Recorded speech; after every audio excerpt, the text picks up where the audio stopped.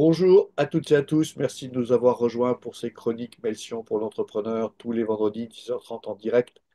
Nous essayons de partager avec vous des idées qui nous semblent importantes, intéressantes à intégrer dans votre réflexion du week-end. Mais vous pouvez aussi nous retrouver sur les réseaux sociaux et sur notre chaîne YouTube. Et là, vous pouvez consommer ces chroniques comme vous le souhaitez, en podcast, en faisant du vélo ou bien simplement en prenant quelques minutes pour réfléchir.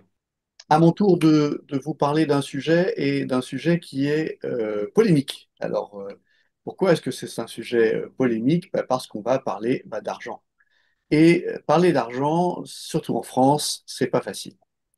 Donc, je vous propose une chronique cette semaine sur la rémunération de l'entrepreneur et le dilemme des Henrys. Alors, de quoi est-ce qu'on va parler dans cette chronique?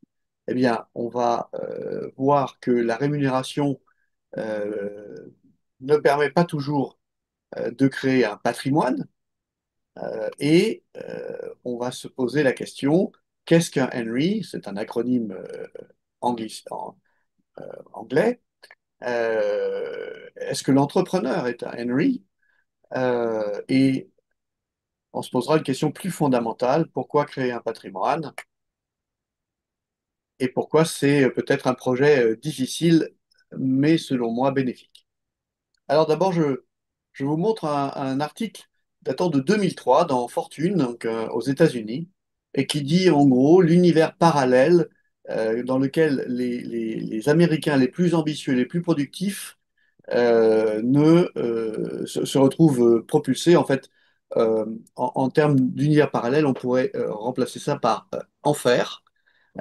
Et on est aux États-Unis en 2003. Bon, il y a 22 ans. Alors 22 ans, un grand journal comme Fortune, mais qu'est-ce qui leur arrive? Alors qu'on le sait bien, les États-Unis, c'est le pays de l'opportunité économique, c'est le pays libéral par excellence, c'est le pays où si on travaille dur, eh ben, comme il y a peu de taxes, on garde son argent. C'est probablement vrai, mais pas pour tout le monde. Et je vous emmène en 2025 avec ce titre des Échos, qui est une tribune. La France est un enfer fiscal pour les hauts salaires. C'est marrant, hein, 22 ans d'écart, deux pays différents, le même thème, hein, les hauts salaires, les gens les plus productifs, les gens les mieux payés sont dans un enfer fiscal. Alors, qu'est-ce que Henry? Eh bien, c'est un acronyme qui est né de cette notion de difficulté pour les gens qui ont une grosse rémunération de s'en sortir, et ça veut dire High Earners Not Rich Yet. Donc, quelqu'un qui gagne beaucoup et qui n'est pas riche encore. Alors, c'est intéressant, c'est que on peut gagner beaucoup et ne pas être riche encore, mais quand on fait ça pendant 15 ans, au bout d'un moment, normalement, le bon sens voudrait que lorsqu'on a eu une belle rémunération, pensez avocat, pensez euh, qu'est-ce qu'on pourrait trouver les gens qui travaillent dans la finance, médecins, et donc en gros, bah, plus vous avez fait d'études en général, plus votre rémunération est élevée, sauf bien sûr si vous avez fait une fac de sociologie. Mais on fait 15 ans de haut salaire et on n'a pas de patrimoine. Not rich yet. Donc c'est une question surprenante et on va plonger, je vous le dis, on va plonger dans le trou du lapin d'Alice au pays des merveilles. Et je pense que cette chronique fera réagir, bien sûr, tout cela que l'expression de ma propre opinion. Donc on est là avec des gens qui sont très bien payés et qui ne peuvent pas créer de patrimoine, et bien essentiellement parce qu'elles sont trop taxées. D'accord? Et une des façons de créer un patrimoine, il y en a d'autres, c'est de générer un excédent financier annuel. Je gagne 100 000 dollars, euros ou livres sterling par an et je n'en dépense, taxes comprises, que 70 000, il m'en reste 30 000 chaque année. C'est un excédent, un surplus annuel sur une rémunération élevée.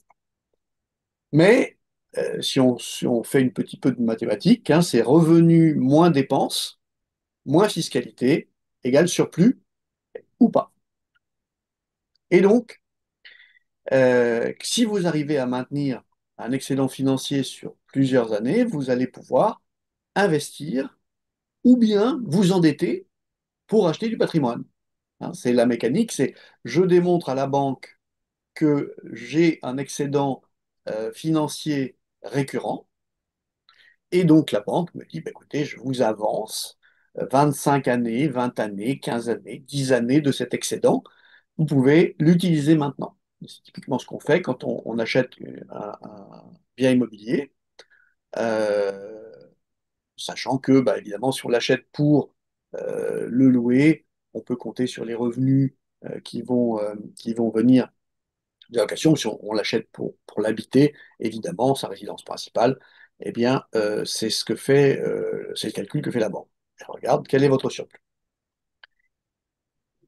Mais voilà, les Henrys ne dégagent pas d'excédent annuel significatif.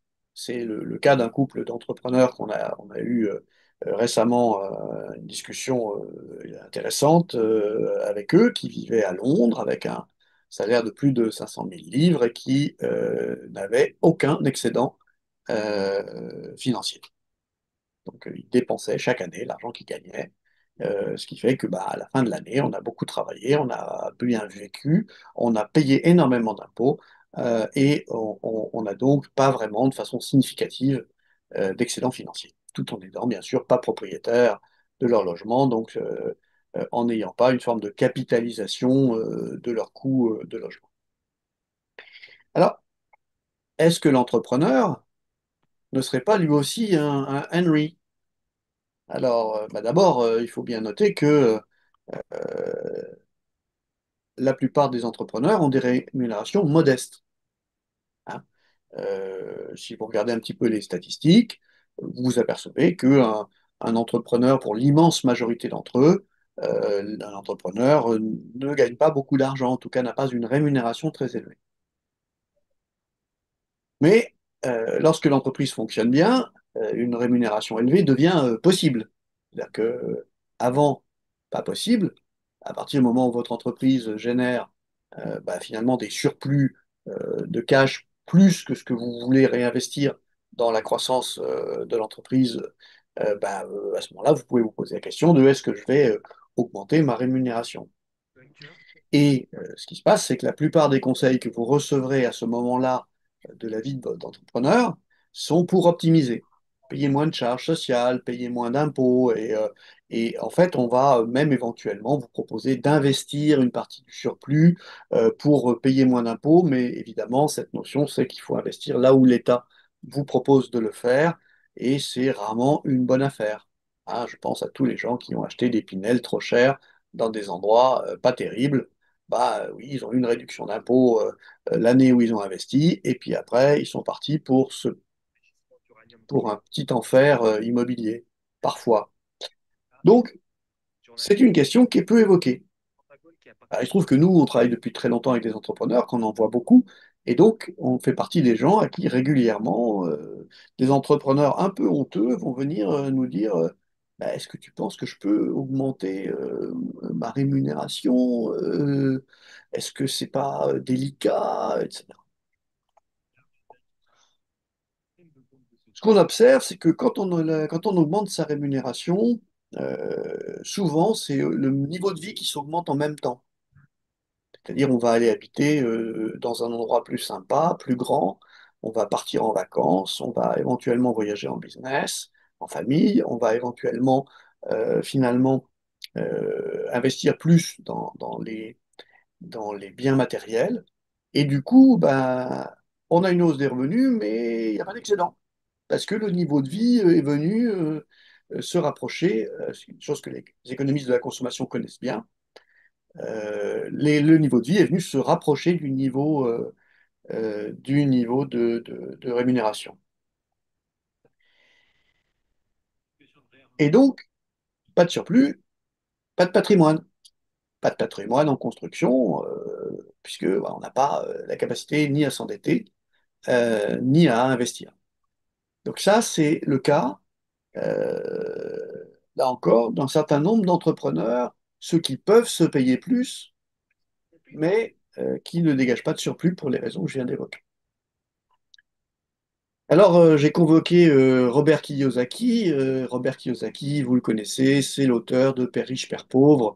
Alors oui, c'est probablement un plagiat, ce livre. Néanmoins, il a un gros avantage, c'est qu'il est extrêmement facile à lire, qu'on peut le mettre entre toutes les mains, y compris les mains des enfants, et du coup, qu'on peut leur faire comprendre les différentes typologies de positionnement financier euh, que Robert Kiyosaki décrit, qui sont dans un cadran qui commence par les salariés, ceux qui tirent leurs revenus de leur contrat de travail, les indépendants, ceux qui tirent leurs revenus de leurs clients, mais qui travaillent souvent seuls ou en petit nombre, l'entrepreneur, troisième cadran, c'est-à-dire celui qui tire ses revenus du fait qu'il possède et dirige une entreprise et qui va produire finalement potentiellement des excédents. Et enfin, l'investisseur, c'est celui qui vit du fruit des investissements qu'il a fait. Et que dit Robert Kiyosaki? Il dit ce qui compte n'est pas combien d'argent vous faites, alors vous you made, hein, c'est de l'anglais how much you make, c'est combien d'argent vous gagnez, mais combien d'argent vous parvenez à conserver, à quel point cela fonctionne pour vous et pendant combien de générations vous le conservez. Et là, tout de suite, tiens, intéressant, la notion de génération qui surgit. Et on parle là des générations descendantes et non pas des générations précédentes, bien sûr. Alors pourquoi créer un patrimoine? D'abord, c'est un gros mot, hein, avoir un patrimoine, essayons d'observer ensemble ce que ça pourrait avoir comme intérêt. Eh bien, d'abord, on peut dire que un patrimoine financier agit comme un amortisseur de risque. Hein. Ça veut dire que si jamais vous avez besoin de rapatrier un enfant qui est en trek au Népal, que l'assurance ne veut pas le rapatrier et qu'il faut faire un chèque pour envoyer un avion et le ramener dans un hôpital français, eh ben vous pouvez. Ça veut dire que si vous vous retrouvez avec une maison ou un appartement qui brûle et qu'il faut aller se loger pendant quelques semaines à l'hôtel, voire plus longtemps, le temps que votre maison soit reconstruite, bah, vous avez la capacité de faire face à des dépenses imprévues avec vos propres ressources, sans aller chercher l'aide de quiconque. Donc un amortisseur de risque, mais de risque professionnel également, puisque si votre entreprise a des difficultés et que vous avez un patrimoine extérieur, c'est arrivé il y a 3 ans à un de nos clients, eh ben, il a pu réinvestir dans son entreprise pour passer la difficulté qu'on espère temporaire. Et s'il n'avait pas pu réinvestir, eh ben, ce n'était pas évident que l'entreprise aurait pu poursuivre son activité avec les salariés, avec le rôle social qu'elle a, parce que ben, elle était à court de cash et c'est pas sûr qu'on aurait trouvé de l'aide auprès des établissements financiers ou d'investisseurs externes. Donc, il avait un patrimoine, il a décidé d'en réinvestir une partie dans son entreprise de façon raisonnable, mais c'est une discussion très intéressante qu'on a eue en disant, tu sais, l'argent que tu réinvestis, c'est de l'argent que tu as mis de côté, qui a déjà payé l'impôt, tu le remets à risque, quel est le rendement que tu vas obtenir, et en échange, bien sûr, euh, l'un des rendements, bah, c'est de garder l'entreprise vivante et de ne pas perdre 15 ans de travail. Mais c'est aussi, ce patrimoine, une possibilité d'accéder à des opportunités hors marché. En général, quand vous avez un peu de patrimoine, on va venir vous proposer des affaires intéressantes. Pourquoi? Parce qu'on sait que vous pouvez les réaliser facilement, sans avoir besoin d'aller faire 6 mois de démarche auprès de votre banque. Même si vous le ferez éventuellement, ça ne prendra pas 6 mois. Et si vous avez un patrimoine conséquent, on viendra vous proposer des opportunités pour acheter à des prix inférieurs au prix de marché des choses de valeur.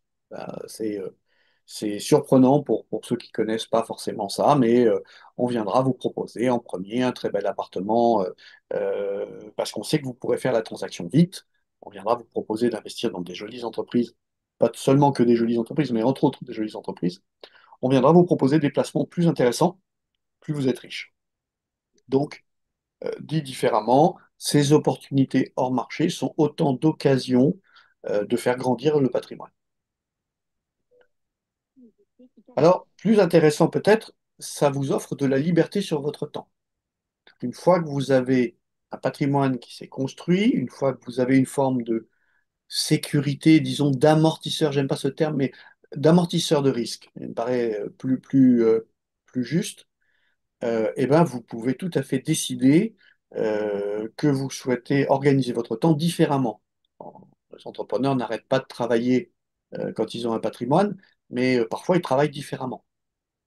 Et donc cette liberté que vous avez de vous organiser, ça veut dire pas forcément que vous allez l'utiliser, mais savoir que vous pouvez le faire, ça va souvent être quelque chose de très bénéfique pour votre santé mentale. Vous allez me dire, finalement, bon, bah, même si c'est difficile, euh, j'ai de quoi envoyer mes enfants faire leurs études de leur choix, j'ai de quoi subvenir aux besoins de mes proches, j'ai de quoi remonter une entreprise si jamais les choses tournaient mal. Et puis, donc, je l'ai dit, on peut sécuriser ses proches, hein, ascendants, descendants, collatéraux, et puis aussi ses amis. Et puis enfin, dernière chose, ça permet d'agir en philanthrope. Si vous avez au fond de vous l'amour de la littérature, de la photographie, le désir d'aider à l'éducation euh, des plus jeunes défavorisés, que vous aimez la harpe, vous pouvez créer, participer à créer un festival de harpe, un festival de photographie, financer une école ou bien, et on l'a vu, on le voit beaucoup dans le monde anglo-saxon, mais on le voit beaucoup aussi dans le monde européen. Les gens qui ont un patrimoine sont aussi des gens qui sont généreux sur les causes qui leur tiennent à cœur. Et cet argent, finalement, revient dans le fonctionnement de la société. Donc, voilà les raisons qui me paraissent valables pour se dire, bah, tiens, je vais créer un patrimoine. Alors, en conclusion, si c'était si facile, je vous rappelle que la plupart des entrepreneurs ont une rémunération insuffisante pour créer un patrimoine, donc la question ne s'applique pas à ces entrepreneurs-là. Que quand ils ont une rémunération significative, c'est-à-dire que leur entreprise commence à bien marcher, et bien souvent ils deviennent des Henrys, et donc là non plus, bah, pas de constitution de patrimoine. Il est difficile d'élever son niveau de vie et de ne pas élever son niveau de vie quand on a une hausse de rémunération. Hein, c'est ce que les économistes appellent delayed gratification. J'ai attendu tellement longtemps pour pouvoir emmener ma famille en vacances aux Bermudes ou aux Seychelles. Bon, bah ça y est, cette année, je le fais. Et paf, hop, 30 000 € de billets d'avion, d'hôtel 5 étoiles. On a passé un très bon moment, 15 jours inoubliables.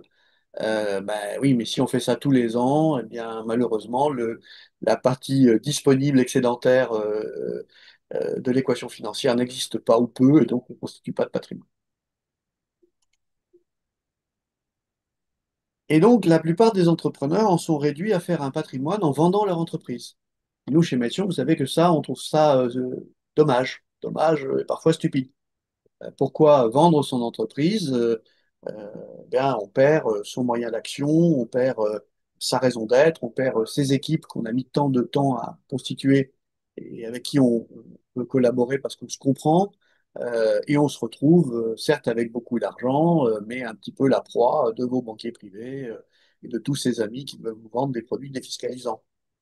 Euh, donc nous, on dit le choix raisonnable, c'est développer un patrimoine. Alors, je dis, euh, on, on peut créer un patrimoine financier sans vendre son entreprise. Ça paraît un choix raisonnable et en tout cas supérieur au fait de vendre son entreprise. Si vous l'avez fait, vous l'avez fait. Si vous êtes contraint à le faire par vos associés, bah, vous êtes contraint à le faire.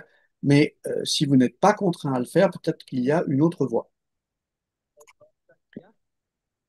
Et enfin, j'aimerais préciser quelque chose. Vous l'avez vu dans l'article des Échos, vous l'avez lu dans l'article de Fortune 2003. Les sociétés modernes, qui sont essentiellement d'inspiration socialiste, c'est-à-dire redistributive, s'opposent à ce projet. C'est-à-dire que lorsque vous atteignez des niveaux de rémunération élevés, eh bien, vous allez avoir des niveaux d'impôts extrêmement importants. Et ce qui va vous empêcher de faire votre excédent financier annuel. Et donc, ce qui est intéressant, c'est que quand on regarde les générations précédentes, nous, on a commencé à accompagner les entrepreneurs en 96, donc ça va bientôt faire 30 ans. Et les entrepreneurs qu'on accompagnait, qui avaient la soixantaine à ce moment-là, quand on les rencontrait, qui étaient un peu vers la fin de leur vie professionnelle, euh, et ben, sans avoir à vendre l'entreprise, ils étaient propriétaires de leur résidence principale, bien sûr, propriétaires d'une résidence secondaire, parfois deux, hein, une à la mer, une à la montagne. Ils avaient éventuellement un bateau, parce que s'ils faisaient de la voile, ils s'étaient acheté un bateau, ou un petit avion, pour ceux qui aimaient piloter. Et tout ça, ils l'avaient fait sur la base de leur rémunération et de leurs dividendes. Alors que vous regardez aujourd'hui, si on prend le cas d'une entreprise qui faisait 100 millions de francs dans la fin des années 90, euh, vous avez aujourd'hui une entreprise de 15 millions d'euros, vous vous rémunérez correctement, et bien bizarrement, vous êtes propriétaire de votre résidence principale, vous avez peut-être une résidence secondaire, mais certainement pas à Saint-Tropez ou à Chamonix, et vous n'avez pas votre bateau ou pas votre avion, vous plutôt vous l'avez en partage à plusieurs, etc. Et finalement, vous n'avez pas de patrimoine significatif.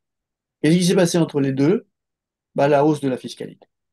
D'accord? On parle de fiscalité qui était entre 30 et 50%, qui sont passés à 80% au cours des 30 dernières années. Et donc, c'est la société moderne redistributive qui a aussi des qualités, probablement, qui s'oppose au projet de constitution de patrimoine. Pourquoi je le dis? Parce qu'il faut en avoir conscience. C'est pas quelque chose qu'on décide demain matin. Tiens, allez, je vais me payer 50 000 euros de plus par an, que comme ça je vais pouvoir mettre de côté. Non, les 50 000 euros de plus, c'est ce qui arrive aux États-Unis ou en Angleterre en ce moment. Eh bien, ils sont captés par le fait que vous n'avez plus de déduction fiscale sur un certain nombre de choses et vous payez plus d'impôts. Donc, par exemple, et je termine là-dessus, les Anglais viennent de découvrir qu'il vaut mieux gagner 99 000 euros par an, pounds, livres par an.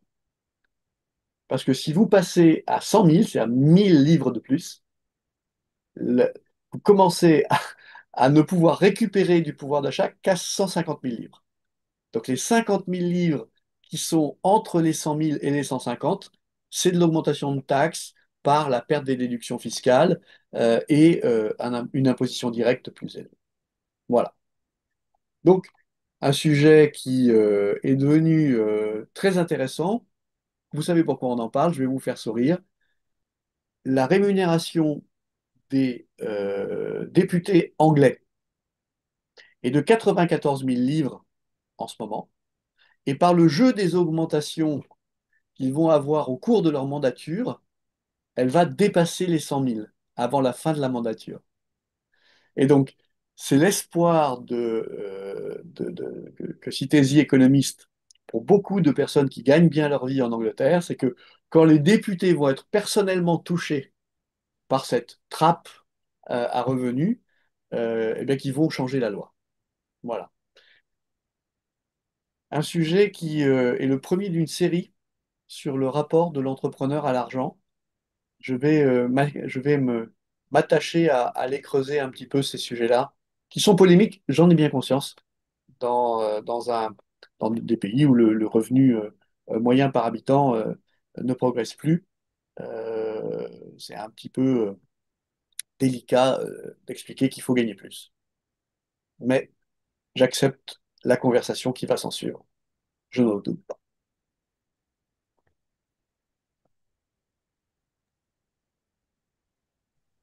Merci Patrick. Merci, Michael.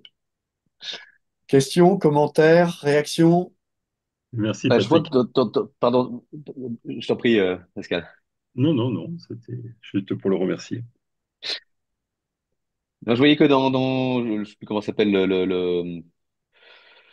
l'intellectuel japonais auquel tu as fait référence, parlait de transmission, de constitution d'un patrimoine familial, transgénérationnel, etc., etc.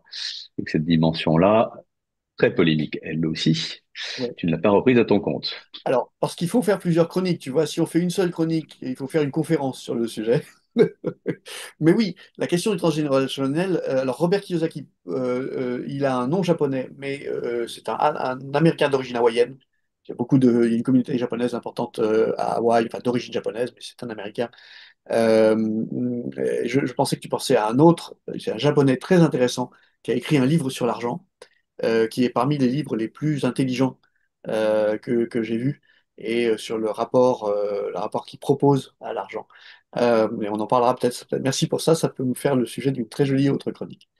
Son nom m'échappe pour l'instant.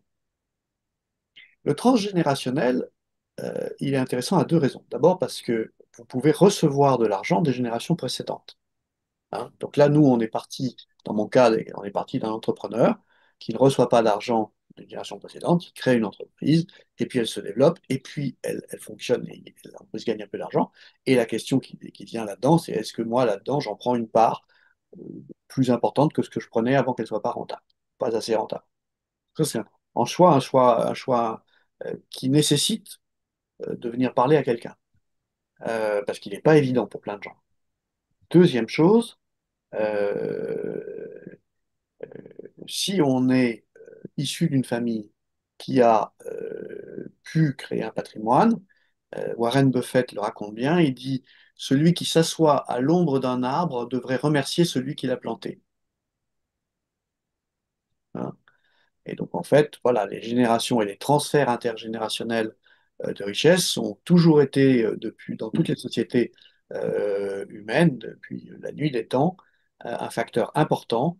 Chacun rêve pour ses enfants d'une vie meilleure et de pouvoir les aider en leur finançant éventuellement des études, en leur finançant éventuellement l'accession à la propriété ou en leur finançant éventuellement finalement un petit quelque chose, un héritage après son décès.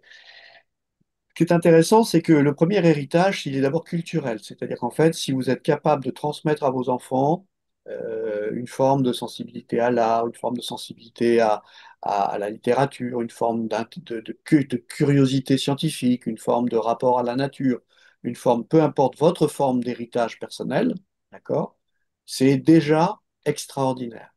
Ah, et on le voit, pour les gens qui n'ont pas eu de parents, ben, c'est beaucoup plus difficile d'évoluer dans la société parce qu'ils doivent se construire tout, y compris finalement cet héritage immatériel qui est transmis par les parents et surtout par les grands-parents.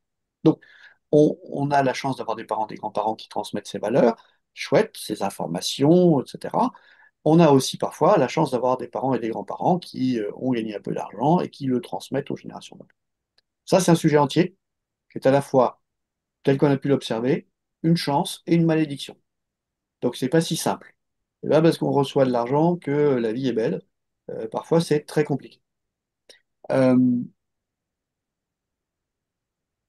pour aller plus loin, vers les descendants, faut-il laisser de l'argent à ses enfants? Là aussi, autre chronique. Il y a des gens, Bill Gates par exemple, qui a décidé de ne pas laisser d'argent à ses enfants. Alors, il a laissé une petite somme, de quoi vivre confortablement et jamais être euh, à, à la rue, mais il a mis l'essentiel de sa fortune dans une fondation dont on peut discuter l'objet, mais il a privé ses enfants euh, de, euh, de cet héritage. Warren Buffett a annoncé qu'il ferait la même chose, et il y a une tendance chez les milliardaires américains à vouloir se départir, chez certains d'entre eux, à vouloir se départir de leur fortune. Puis au contraire, ben, il y a des familles dans lesquelles la transmission de l'entreprise ou de l'argent est quelque chose qui est bien organisé, structuré, et dans lequel on a des valeurs qui sont autour de ces choses-là. Donc, des cas de figure très différents. Est-ce que vous devez transmettre de l'argent à vos enfants? Peut-être. Essayons de voir ensemble dans une prochaine chronique une façon de le faire qui ne soit pas, qui ne crée pas plus de problèmes qu'elle n'en génère. Très bon sujet, effectivement, au moins aussi philosophique qu'économique. Ouais. Et pour le dire, la France est un des pays au monde qui taxe le plus les héritages. Il y a plein de sociétés dans lesquelles il n'y a pas de taxation sur les héritages. Et donc des visions du monde et des visions de la transmission qui peuvent être culturellement très très différentes. y compris dans des sociétés très redistributives, comme les sociétés d'Europe du Nord, mais encore une fois, on en parlera quand on sera sur ce sujet.